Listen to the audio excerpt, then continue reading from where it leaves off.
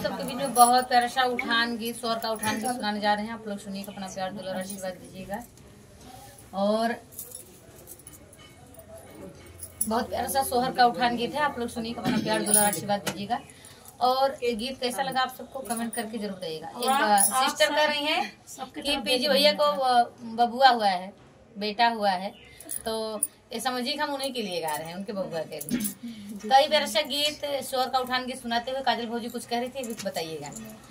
ये बोला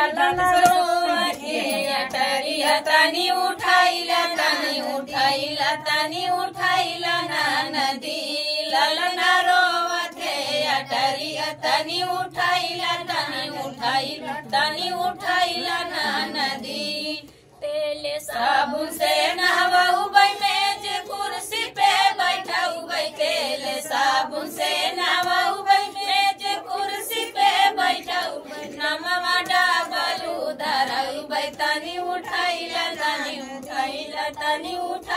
ना नदी नमवा डाबलू धराऊ भाई तनी उठाइला ना नदी ललना रोवत है अटरिया तनी उठाइला ना नदी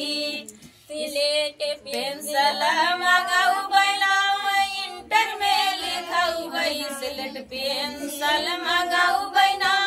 इंटर में लिखाऊ भाई नमवा डाबलू धराऊ भाई तनी उठाइला ना नदी नमवा डाबलू धराऊ भाई तनी उठाइला ना नदी ललना रोवत है अटरिया तनी उठाइला ना नदी ब्याह दिल्ली में रचाऊ भाई दुल्हन टेम्पू से मियाऊ भाई ब्याह दिल्ली में रचाऊ भाई दुल्हन टेम्पू से लियाऊ भाई परछन कराई में कराऊ भाई तनी उठाइला ना नदी परछन कराई में कराऊ भाई